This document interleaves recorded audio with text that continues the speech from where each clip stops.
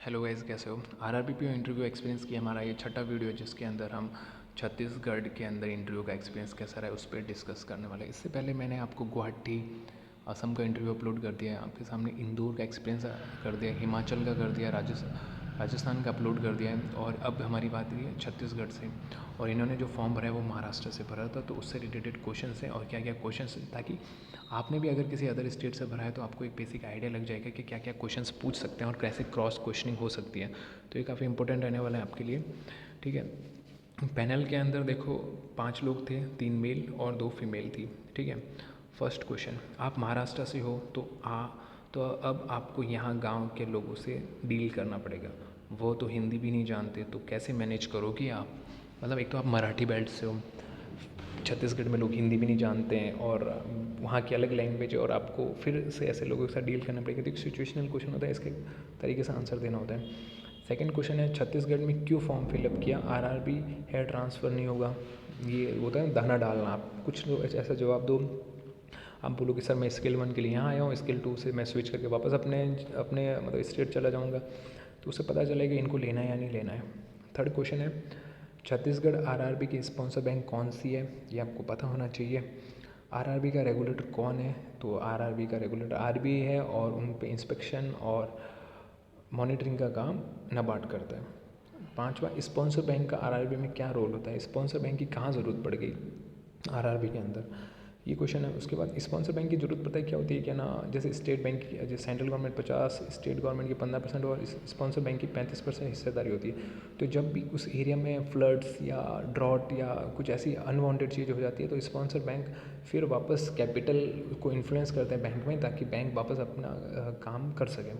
तो ये काम होता है स्पॉन्सर बैंक का। उसके बाद है, शेयर कितना कितना है आरआरबी में और किस किस का, वही 50, 35, 15% शेयर, उसके बारे में बताना है। आपका अकाउंट कौन सी बैंक में, ये क्वेश्चन सबसे पूछ रहे हैं। मैंने पिछले 3-4 इस इंटरव्यू के एक्सपीरियंस शेयर किए, उसमें भी यही क्वेश्चन है। 8वां क्वेश्चन है, फाइनेंशियल इंक्लूजन में आज तक का सबसे बड़ा रोल किस चीज़ का है, और आगे फाइनेंशियल इंक्लूजन करने के लिए क्या करना पड़ेगा 2014 and UPA.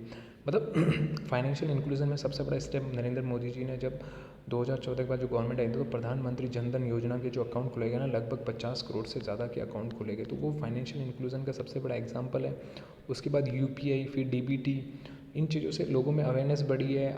Aadhaar enable payment system आ गया, तो वहाँ से फाइनेंशियल इंक्लूजन में बहुत ज़्यादा ग्रोथ हुई है, तो ये एक अच्छा आंसर है। उसके बाद है यूपीआई का long form, unified payment interface. उसके बाद है, महाराष्ट्र में कौन सा आरआरबी है, आपको अपने स्टेट्स के आरआरबी के बारे में पता होना चाहिए। महाराष्ट्र का फेस्टिवल कौन सा है, वो पता होना चाहिए। उसके बाद है, गणेश जी का पहला नाम क्या था, गणेश जी किसके पुत्र हैं, उनकी बीवी का क्या नाम है, उनके बच्चे का क्या नाम है। पता है ये क्वेश्चन क्यों पूछेंगे, महाराष्ट्र में गणेश चतुर्थी बहुत बड़ा उत्सव है, तो वहाँ से ऐसे क्वेश्चन आने नॉर्मल सी बात है। अगर अपने लोकल स्टेट से कहीं बाहर से फॉर्म भरा है, तो आपको दोनों जगह के स्टेट्स की इन्फॉर्मेशन होनी चाहिए। उसके बाद है, डीबीटी क्या है, डायरेक्ट बेनिफिट ट्रांसफ़र, डीबीटी का यूज़ कैसे करते हैं उसके बारे में बताओ, डीबीटी का क्या सीन होता है। इंडिविजुअल प्रपोर्शनरशिप्स एंड पार्टनरशिप्स के बारे में बताओ। मतलब एक इंडिविजुअल पार्टनरशिप, प्रपोर्शनरशिप, मतलब एक होता है प्रॉपराइटर, और पार्टनरशिप्स में क्या डिफरेंस है, दोनों में बताओ। 19वां क्वेश्चन है, एग्रीकल्चर ग्रेजुएट हो तो इंग्लिश मीडियम या हिंदी मीडियम, मतलब आप एग्रीकल्चर में ग्रेजुएशन किया, इंग्लिश मीडियम में किया, हिंदी मीडियम में किया। सम टाइप ऑफ सॉइल्स, अब पता है ये एग्रीकल्चर बैकग्राउंड के थे, तो इनसे सॉइल्स के बारे में पूछा गया, लाल मिट्टी, काली मिट्टी, या कौन सी मिट्टी पे कौन सी क्रॉप्स अच्छी होती है, किसके लिए कौन सी क्रॉप हेल्पफुल है। तो इनडायरेक्टली आपको आरआरबी में डील करना, तो आपको क्रॉप्स की भी नॉलेज होनी चाहिए बेसिक, ताकि आप वहाँ से डील कर सके। आपसे क्वेश्चन की वो उम्मीद करते हैं। मैंगो डेवलपमेंट में क्या करोगे, छत्तीसगढ़ में आम होते हैं, जैसे महाराष्ट्र में भी बहुत ज़्यादा मैंगोज़ होते हैं, तो उसके बारे में पूछ रहे हैं कि मैंगो डेवलपमेंट में आप क्या करोगे, मैंगो के लिए कौन सी सॉइल सूटेबल है। Mango famous variety and belong to which place, मतलब महाराष्ट्र के काफ़ी ऐसी जगह हैं जहाँ के आम बहुत प्रसिद्ध है, और वो क्यों फेमस है इसके बारे में बताओ। मेरे को एकदम से नाम याद नहीं आ रहा, जैसे लंगड़ा, दशहरी, और क्या, लंगड़ा, दशहरी आम हो गया, ये कुछ कुछ वेराइटीज़, हाफूस आम हो गया, तो एक पर्टिकुलर जगह के फेमस भी आम है, तो उसके बारे में पूछा। महाराष्ट्र से तो छत्तीसगढ़ से क्या कोई कनेक्शन है, फर्स्ट क्वेश्चन। मतलब महाराष्ट्र और छत्तीसगढ़ के अंदर क्या कनेक्शन है, ये बारे में आपको बताना था। अप्रोक्सीमेट 10 से 12 मिनट ये इंटरव्यू चला है। तो ये छत्तीसगढ़ से एक्सपीरियंस था, और किसी ने भी अगर अदर स्टेट से फॉर्म भरा है तो उनके साथ भी ये क्वेश्चंस पूछे जा सकते हैं।